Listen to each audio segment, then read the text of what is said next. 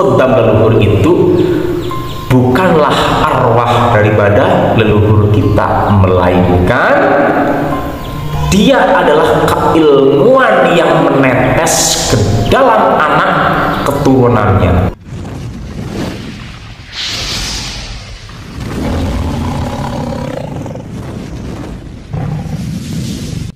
Assalamualaikum warahmatullahi wabarakatuh. Selamat sore semuanya, sedulur Kang Explore dimanapun Anda berada. Mudah-mudahan panjenengan semuanya dalam keadaan sehat, selalu mendapatkan nikmat yang banyak dari Allah Subhanahu wa Ta'ala.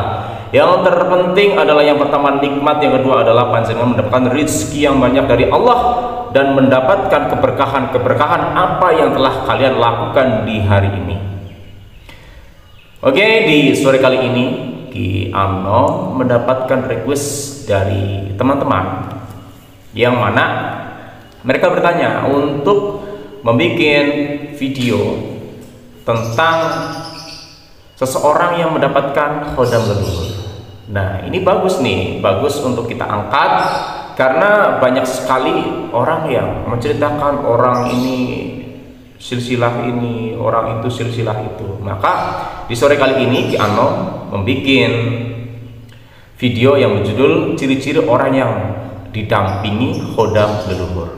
Nah, terlebih dahulu sebelum kita masuk ke topik ciri-cirinya seperti apakah itu, kita harus mengetahui apa itu khodam leluhur. Nah, di sini khodam leluhur itu yang perlu kalian ketahui, khodam leluhur itu bukan arwah daripada leluhur kita, guys. Bukan arwah Angling Dharma, bukan arwah daripada Prabu Siliwangi, bukan arwah daripada Brawijaya, itu bukan. Tapi pengertian daripada khodam leluhur di sini, ini yang perlu kalian catat, persiapkan, simak baik-baik.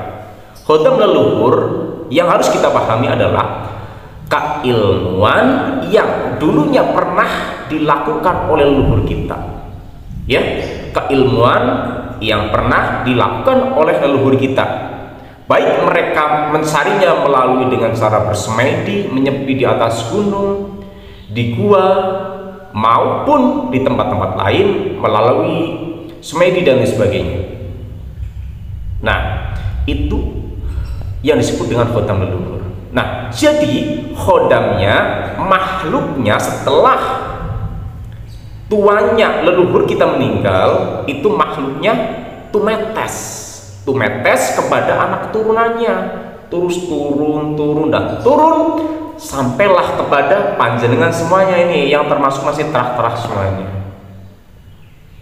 Itu yang disebut dengan khodam leluhur. Jadi khodam leluhur itu hasil daripada keilmuan leluhur kita. Keilmuan, ya, perlu dipahami, itu adalah keilmuan, bukan arwah daripada leluhur kita. Kalau arwah itu sudah jelas, sudah kembali kepada syaholik, sudah berbeda alam.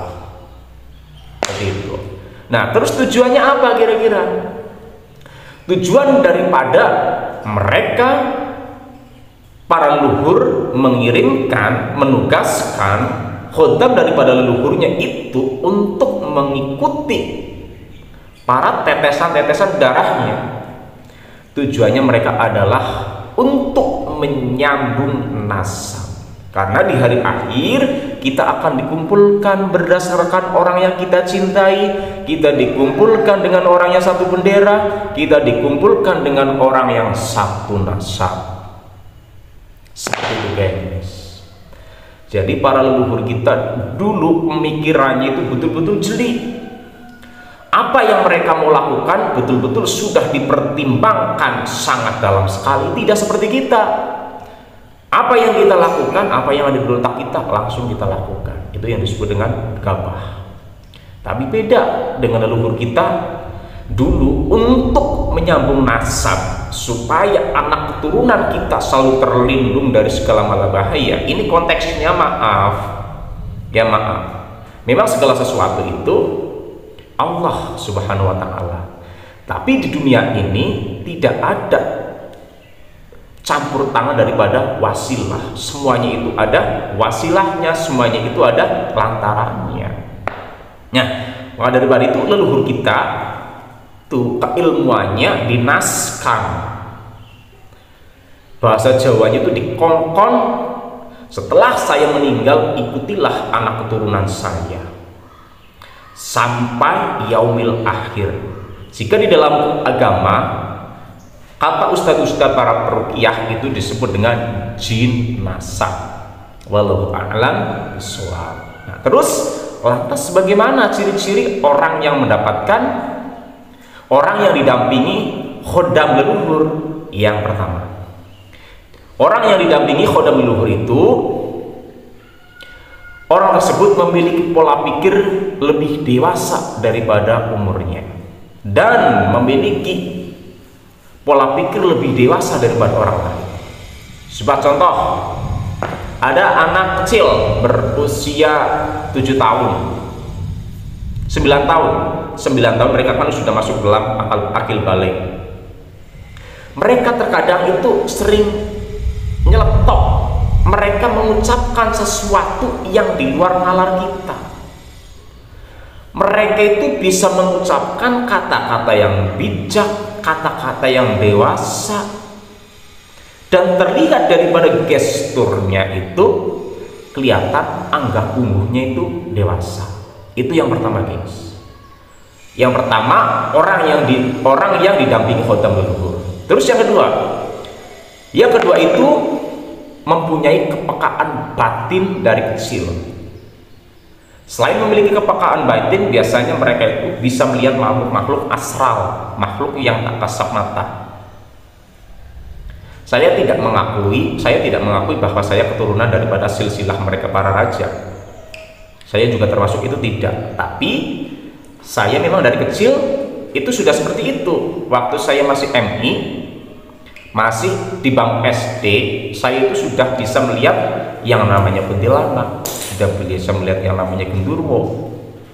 Tapi pada saat masih kecil saya belum mengetahui itu makhluk apa. Dan ketika saya tertidur, saya bisa melihat teman-teman saya itu lagi main. Saya bisa melihat alam gaib itu pada saat saya masih kecil. Nah, maksudnya di sini orang yang didampingi khodam leluhur itu memiliki kepekaan batin yang beda daripada yang lain. Mereka bisa merasakan energi-energi yang berada di samping kita. Dan terkadang ketika tetangga kita ada yang mau meninggal, atau sanak saudara keluarga kita yang mau meninggal, kita bisa merasakan energinya terlebih dahulu sebelum mereka meninggal. Seperti itu ya, gengs. Terus yang ketiga itu biasanya orang yang didampingi khodam leluhur itu bisa melihat masa lalu. Jadi kayak gini, terkadang ada seseorang anak yang masih muda tapi bisa menceritakan masa lalunya. Contoh masa lalu daripada Prabu Siliwangi. Prabu Siliwangi itu meninggalnya dalam posisi murca. Dia bertapa di bawah pohon besar, namanya pohon saya lupa. Dia tapa dan akhirnya dia murca. Murca itu hilangnya jasad dan ruh pindah ke alam gaib.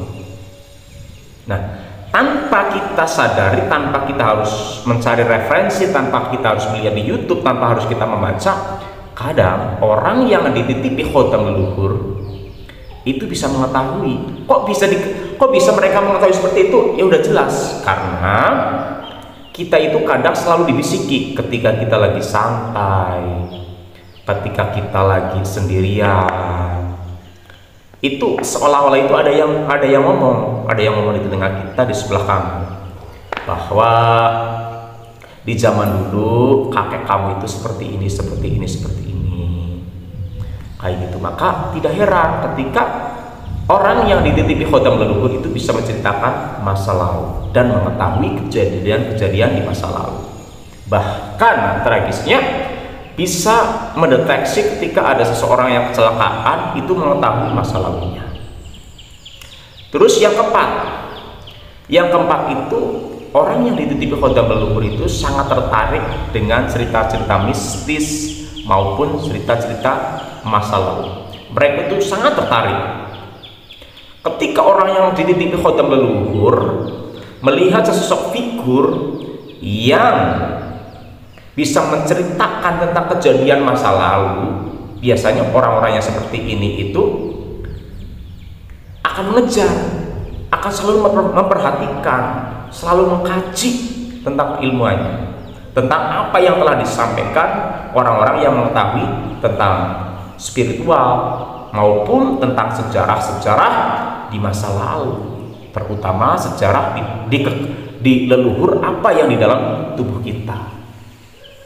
Nah, terus yang kelima ya, tadi yang kelima. Yang kelima itu memiliki tanda khusus. Nah, tanda khusus di sini ini yang lebih umum. Yang lebih umum itu biasanya mereka itu memiliki toh atau memiliki apa ya? Ya toh, tanda-tanda lahir itu biasanya hitam-hitam tuh kayak gini. Ini kan hitam-hitam ya, gengs. Hitam kadang di tangan, kadang di punggung, di badan. Tapi itu tidak menjadi patokan bahwa orang yang memiliki stempel di sini hitam-hitam berarti dia keturunan. Tidak seperti itu. Kita harus kaji lagi. Yang paling akurat itu adalah di jidat. Di jidat biasanya itu kalau orang yang sudah mengetahui keturunannya, sudah mengetahui kita ditempeli khodam leluhur, kita melihat orang lain yang sama-sama ditempeli khodam leluhur, kita bisa mengetahui bahwa di jidat kita itu ada mahkotanya, tergantung itu dari terahnya terah mana. Terus yang keenam, orang yang didampingi khodam leluhur itu biasanya sangat menjunjung tinggi tentang masyarakat kita, sangat menjunjung tinggi masyarakat. Mereka biasanya itu suka bergaul dengan orang-orang yang lebih tua, bergaul dengan siapapun, baik pemabuk, preman dan sebagainya.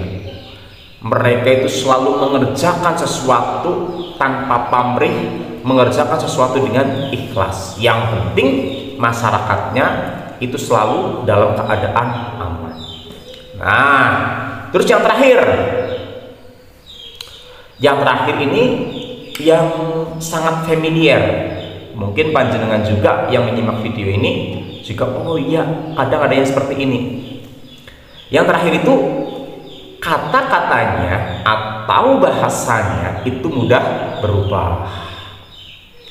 Ketika kita lagi ngobrol, tiba-tiba orang tersebut itu bahasanya kadang berubah menjadi sepuh, atau berubah seperti nenek-nenek, atau berubah menjadi suaranya besar, seperti itu. Karena di dalam tubuh kita itu, di dalam pori-pori kita, di dalam daging kita itu sudah menyatu,